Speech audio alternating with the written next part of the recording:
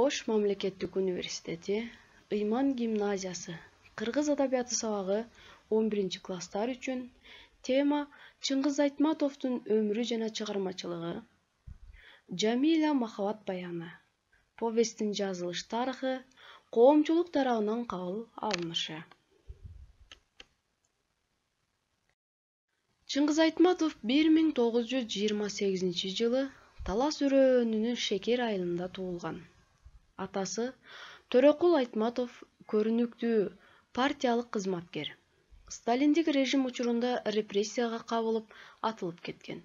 Сөөгү 1990 жылы табылып, ошол эле ата бейитке көмүлгөн.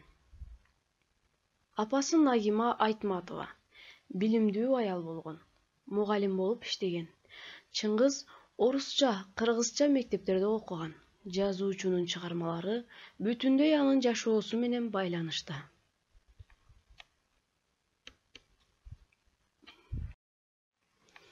Бир 1946 жылы Жамбыл шаарындагы зооветеринардык техникумду, 1953 жылы Скрябин атындагы Кыргыз мамлекеттик айыл чарба институтун бүтүргөн. 1956-58 жылдары Москвадагы жогорку адабият курсунун угуучусу болгон. Согуш жылдарында Шекер айылында айылдык кеңештин катчысы, райфин бөлүмдүн агенти.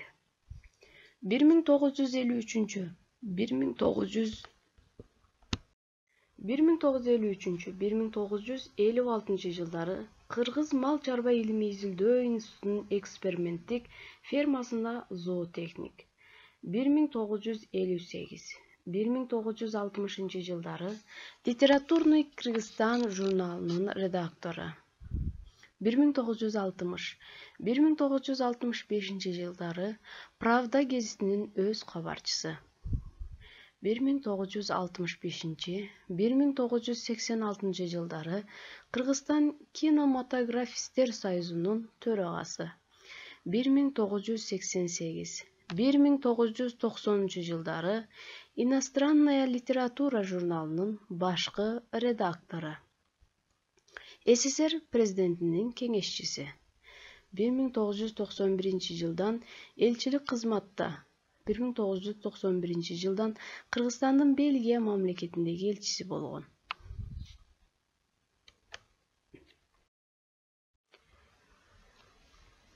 Айтматовдун көптөгөн чыгармалары белгилүү. Бетме-бет, Обон, Саманчынын жолу, Жаныбарым Гүлсары, Кызыл алма, Ботокөз булак, Ак кеме, Эрте жаздагы турналар жана башка мындан сырткары көптөгөн повесть, роман, аңгемелери белгилүү.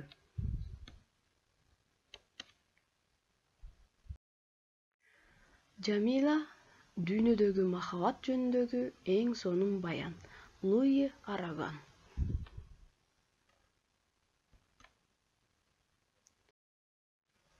Жаш жазуучу Чыңгыз Айтматов Максим Горький атындагы Дүйнөлүк адабият институтунда окуп жүргөн. 1956-1958 жылдарда Твер саябанындагы батирде жашаган кезде бул шедевр чыгармасын жараткан. Айтматов алгачкы аңгемелерин орусча жазып, орус тилиндеги басылмаларга чыгарып келсе, бетме-бет жана ушул Обон повесттерин адегенде кыргызча жазган. Кийин кайра орусча жазууга өткөн.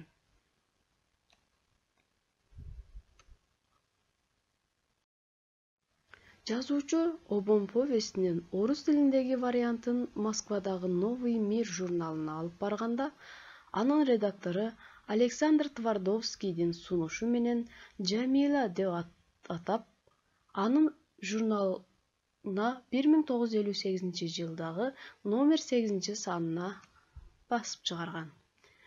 Аны кыргызча Ала тоо журналы 1958 жылы номер 10 санына басып чыгарган.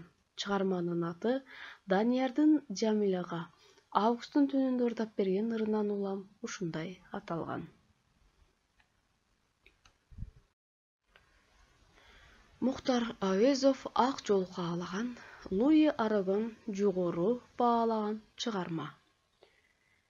СССРде эң кадырман казак жазуучусу Әуезов 1958 жылы 23 октябрдагы литературная газетага Айтматовго жана анын Жамилясына ак жол каалаган макаласын «Добрый путь» деген ат менен чыгарган. Ошол кезде жалпыга таанылмал француз жазуучусу Арагон Жамиля повестин дүйнөдөгү махабат жөнүндөгү эң сонун баян деп атап, ал тууралуу макаласын 1959 жылы апрелде Парижден басып чыгарган.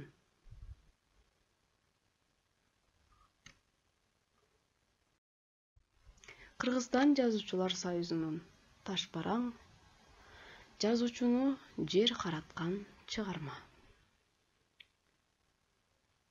1959 жылы 16 январда Фрунзе шаарында жазуучулар союзунда Жамиля повестинин тилине арналган партиялык талкуу жыйыны болуп, анда 23 адам чыгып сүйлөп, чыгарманын тилин талоого караганда авторго согушта жүргөн күйөөсүн таштап кеткен бузулган аял тууралуу дооматтар айтылып, жаш жазуучуну келекелеп да, сындап да чыгышат. Эки гана жаш бала, кийинки белгилүү сынчылар Камбаралы Бобулов менен Кеңешбек Асаналиев повести жана анын авторун коргоого алган. Ошол жыйында жазуучу кийин атактуу болгондо мындай эскерет. Жамиля повести жарык көргөндө аттуу баштуу, өзүбүздүн эле жазуучубуз аны абдан катуу сынга алды. Повестимди партиялык жыйында, коомчулуктун алдында талкылап салды. Ал өзүнүн повестке койгон дооматында адабий чыгармалардын маани жана мазмунун коммунисттик партиянын саясатына ылайыкташтыруу керектиги, соцреализмден алыстабоо, идеологиянын башкы нугу тууралуу айтып отуруп, акыры үй-бүлөдөгү ажырашуу иши коммунисттик партия тарабынан талкуулануу чоң нерсе экенин айтты. Партия негизинен үй-бүлө биримдигин сактаган элемент экенин баса көрсөтүп, акыры менин повестимде ушундай идеяларга дал келбеген сюжеттин болгонун белгиледи. Менин жан дүйнөмдү өрттөгөн ушундай сөздөрдү эмне кыларымды билбей аргасыз тыңшап отурдум. Кишилердин баары мени карап каткырып күлүп жатышты. Айрымдары мени түрткүлөп, чымчылап да жиберди. Аларга жооп бербей, аргасыз күлүп гана кутулдум. Бирок чындыгында мындай окуя менин көңүлүмдө өмүр бою калды. Демек, жазуучуга ийгиликти дагы, кайгыны да алып келген чыгарма болгон экен. Повесттеги стилдик жаңылык.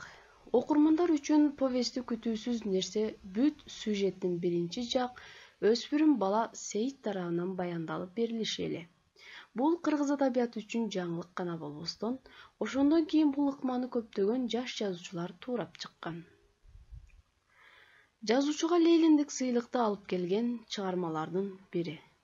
Повести «Гор и степей» деген китеби үчүн Айтматовго 1963 жылы 21 апрелде СССРдеги эң жогорку сыйлык Лениндик сыйлык ыйгарылган. Ал китепке орус тилинде жазылган «Кызыл жоолук жалжалым», «Биринчи мугалим», «Ботокөз булак» деген чыгармалары менен бирге Жамиля повести да кирген. Бул сыйлык кыргыз жазуучуларынын ичинен биринчи жана акыркы жолу да ушул китепке берилген. Ушул эле жылы ноябрь айынан тартып ушул китептин арты менен жазуучу адабият жана искусство боюнча Лениндик сыйлыкты ыйгарып берүү комитетинин курамына кирген.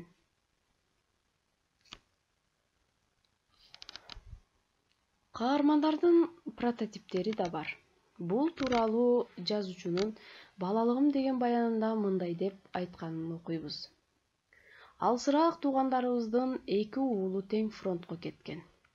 Алардын улусу аскерге алынардан мурда жаңы эле үйлөнгөн. Анда согуш башталганы калган экен. Ал жашына карабай армиянын катарына чакырылган. Чыгармадагы Жамилянын күйөөсүнүн турмуштук негизги прототиби мына ошол жигит эле. Кийин бул эки бир тууган фронттон кайтпай калды. Жамилянын прототиби болсо өтө шайыр, ийкемдүү жаш келин эле. Ал шекерден эмес, коңшу айыл көксайлык. Даниярдын прототиби эвакуациялангандан бирөө болчу. Жаңылбасам, Казакстанда төрөлгөн балдар үйүндө чоңойгон адам эле. Ал узун бойлуу, олбурлуу, көп сүйлөбөгөн түнт жигит болчу. Бир топ согуш жылдары менен бирге шекерге жиберилиптир. Баарынан эле согуштан алган жарааттары жеңил болбогону менен эптеп жумуш кылса болот эле. Даниярды өкмөттүн баласы дешчү. Сол буту менен аксап басчу.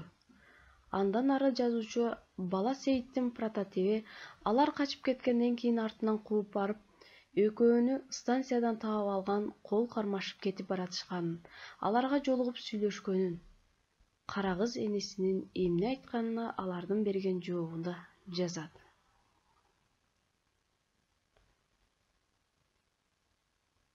Каармандардын повесттен чекити коюлгандан кийин тагдыры тууралуу да чыгармалар жазылды. Мурзапар Үсөн Сейит деген повестинде Москвадан синавиация менен Казакстанга келген Сейиттин ал жерден Данияр менен Жамиляга жолугуусу баяндалат.